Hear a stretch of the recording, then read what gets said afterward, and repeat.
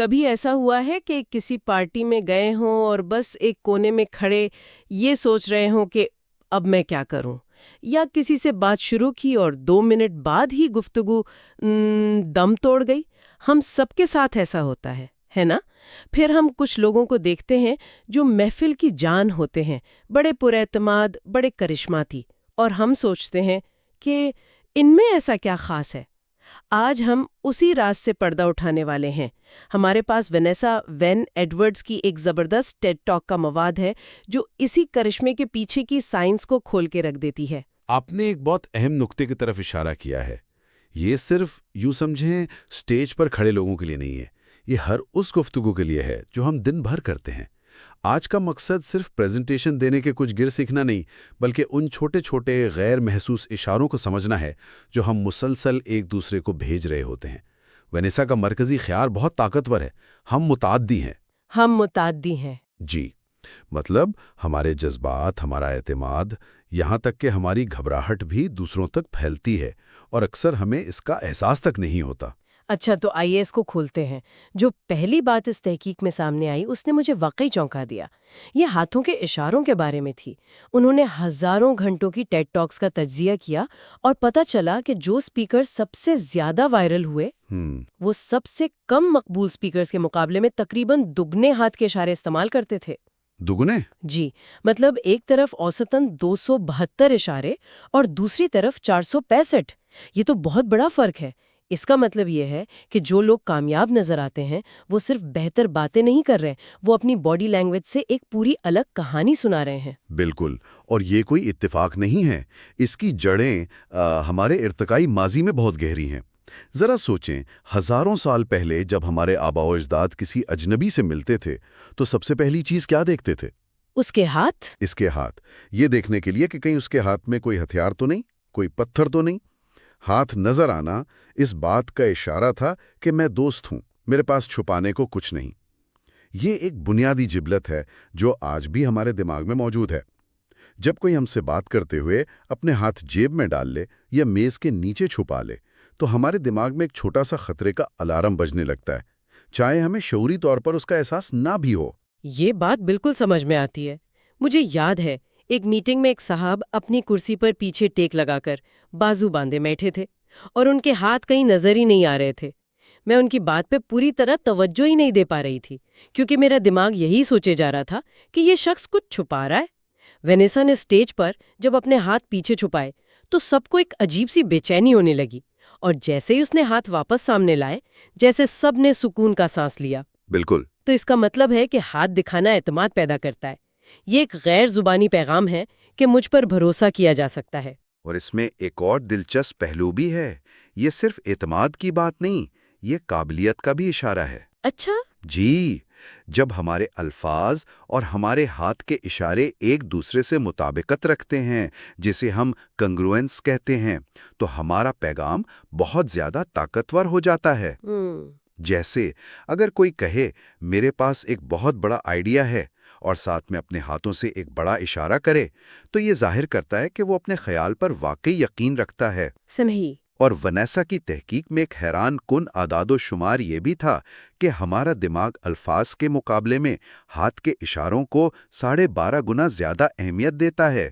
واو، 12.5 گنا؟ جی، 12.5 گنا، یہ بہت بڑی تعداد ہے۔ تو اس کا مطلب ہے کہ اگر میں کچھ کہہ رہی ہوں لیکن میری باڈی لینگویج اس کا الٹ کہہ رہی ہے تو لوگ آپ کی باڈی لینگویج پر ہی یقین کریں گے۔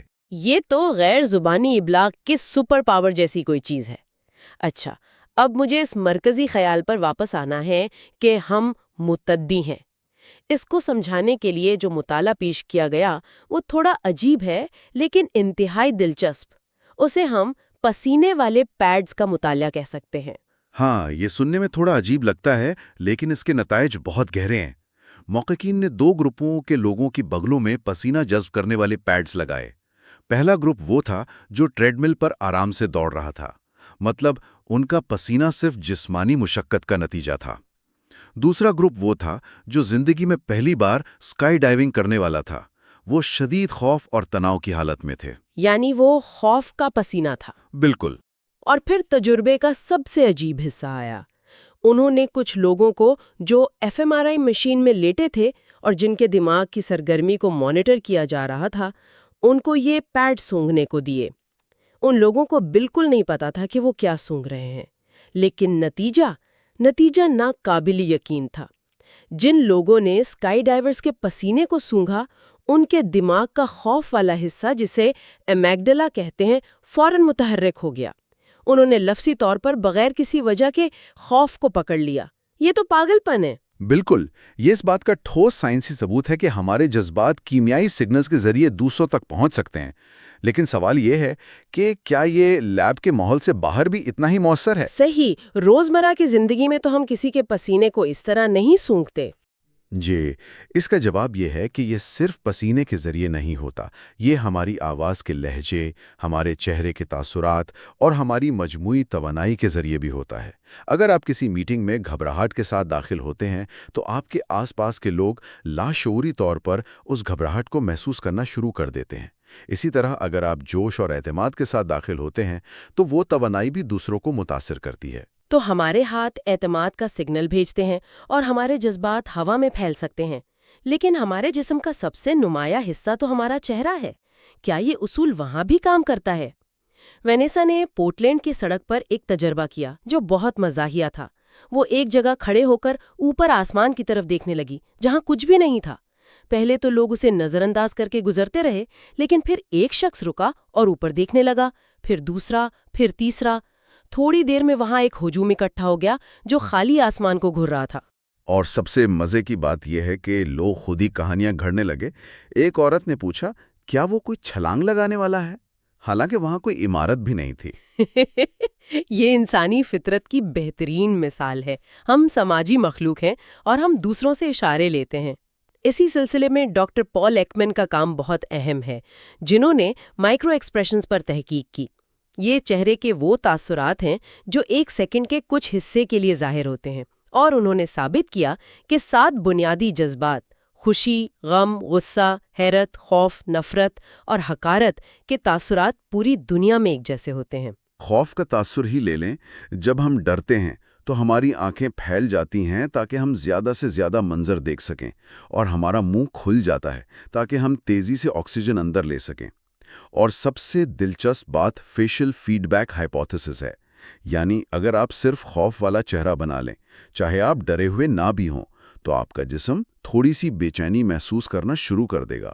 بالکل، ہمارا چہرہ صرف جذبات ظاہر نہیں کرتا بلکہ جذبات پیدا بھی کرتا ہے، اور خوش قسمتی سے یہی اصول مثبت جذبات پر بھی لاگو ہوتا ہے۔ خوشی کا تاثر یعنی مسکراہٹ۔ یہاں ایک بہت اہم فرق ہے اصلی اور جعلی مسکراہٹ کے درمیان۔ جعلی مسکراہٹ میں صرف ہونٹوں کے پٹھے استعمال ہوتے ہیں، لیکن ایک اصلی حقیقی مسکراہٹ، جسے ڈوشین اسمائل کہتے ہیں، میں آپ کی آنکھوں کے ارد گرد کے پٹھے بھی سکڑتے ہیں۔ اچھا، وہ جو آنکھوں کے کونوں پر جھریاں بنتی ہیں؟ وہی۔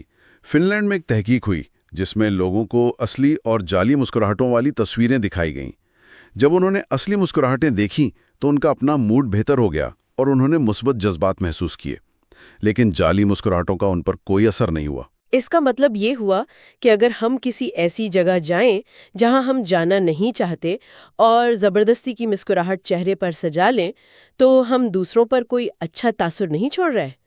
لوگ لاشعوری طور پر اس کی اصلیت کو بھانپ لیتے ہیں۔ بالکل، اصلیت اور خلوص ہی ہمیں دوسروں سے جوڑتا ہے۔ سب سے زیادہ حیران کن لگی ہاں، یہ کہ ایک مسکراہٹ کو فون پر بھی سنا جا سکتا ہے، یہ بہت دلچسپ تحقیق تھی۔ بالکل، وینیسا کی لیب نے لوگوں سے مختلف جذباتی حالتوں میں صرف ہیلو ریکارڈ کروایا، خوشی سے، اداسی سے، غصے سے۔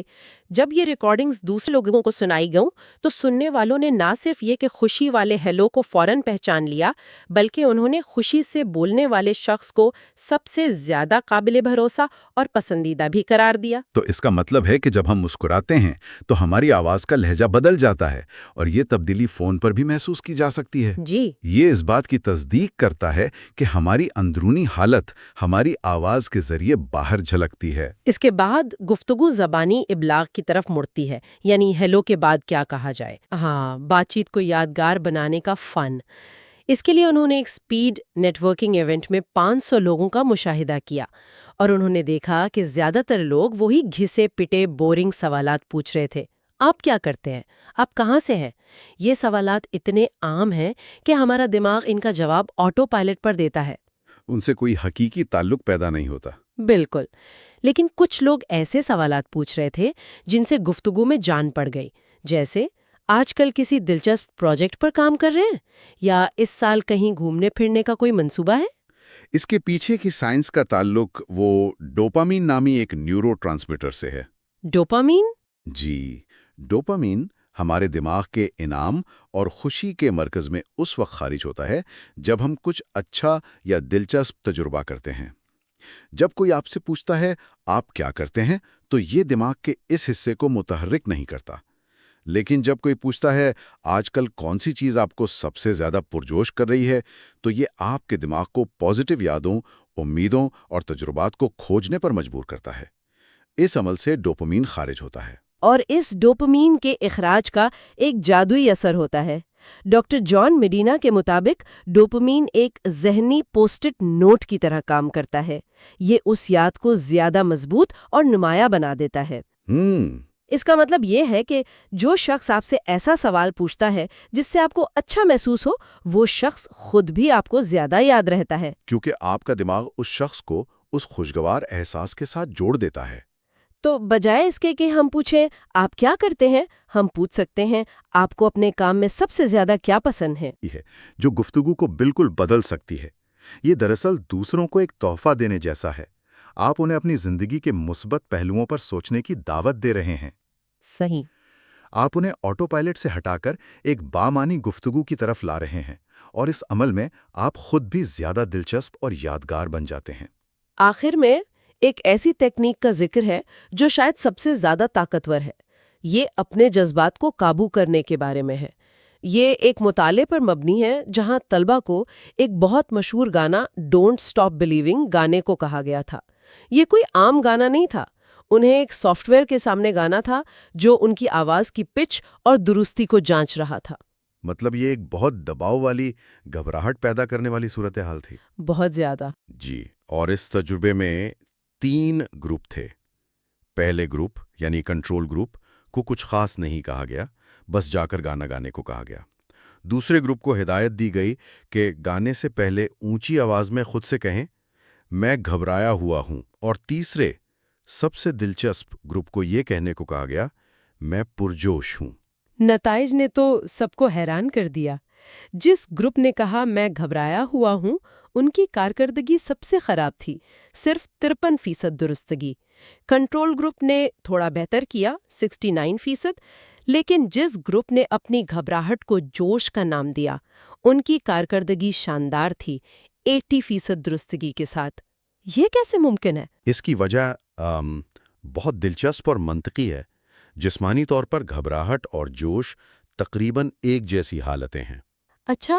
جی، دونوں میں آپ کے دل کی دھڑکن تیز ہوتی ہے، آپ کی سانسیں تیز چلتی ہیں، اور آپ کے جسم میں کورٹیسول اور ایڈرینلین بڑھ جاتا ہے۔ جسمانی علامات ایک جیسی ہیں، فرق صرف ہمارے دماغ کی تشریح کا ہے، یعنی ہم اس احساس کو کیا نام دیتے ہیں۔ جب ہم خود کو کہتے ہیں پرسکون ہو جاؤ، تو ہم اپنے جسم کو ایک بہت تیز توانائی کی حالت سے ایک بہت کم توانائی کی حالت میں لانے کی کوشش کر رہے ہوتے ہیں، جو بہت مشکل ہے۔ بہت مشکل ہے۔ لیکن جب ہم کہتے ہیں میں پرجوش ہوں، تو ہم اسی تیز توانائی کو لیتے ہیں اور اسے صرف ایک مثبت رخ دے دیتے ہیں۔ یہ توانائی کی سطح کو تبدیل کرنے کے بجائے صرف اس کی سمت بدلنے جیسا ہے، جو بہت زیادہ آسان ہے۔ یہ تو ذہن کو بدل دینے والی بات ہے۔ یعنی اگلی بار جب مجھے کسی بڑی پریزنٹیشن یا انٹرویو سے پہلے گھبراہٹ ہو، تو پرسکون ہونے کی کوشش کرنے کے بجائے مجھے خود سے کہنا چاہیے میں اس چیلنج کے لیے پرجوش ہوں۔ بالکل۔ یہ ایک چھوٹی سی ذہنی تبدیلی ہے جو کارکردگی پر اتنا بڑا اثر ڈال سکتی ہے۔ تو اگر ہم اس پوری گفتگو کا خلاصہ کریں تو کچھ بہت ہی عملی نکات نکلتے ہیں۔ پہلا، اپنے ہاتھوں کا استعمال کریں تاکہ اعتماد ظاہر ہو۔ دوسرا، اصلی مسکراہٹ اپنائیں جو آنکھوں تک پہنچے۔ تیسرا، بورنگ سوالات کو چھوڑ کر ایسے سوالات پوچھیں جو ڈوپامین پیدا کریں۔ اور چوتھا، اپنی گھبراہٹ کو جوش میں تبدیل کرنے کی مشق کریں۔ جی بالکل۔ देखने में ये छोटी छोटी बातें लगती हैं, लेकिन जब ये सब मिल जाती हैं तो इनसे बहुत बड़ा फर्क पड़ सकता है। और आज की गुफ्तगू को ख़त्म करने के लिए मैं एक सवाल छोड़ना चाहूँगा। अगर हमारी आम हालत, हमारा मूड, हमारे बैठने का अंदाज, हमारे अल्फाज का इंतखाब मुसलसल दूसरों पर असरअंदाज हो रही है, तो आज कोई एक छोटी सी तब्दीली क्या की जा सकती है ताकि ये यकीनी बनाया जा सके कि वो कुछ मुस्बत और तामीरी फैला रहे हैं? सिर्फ किसी बड़ी मीटिंग में नहीं, बल्कि अपने घर वालों से बात करते हुए या दुकान पर किसी अजनबी से मिलते हुए भी। वो कौन सी एक छोटी सी चीज़ है जो आज बदली जा सकती है?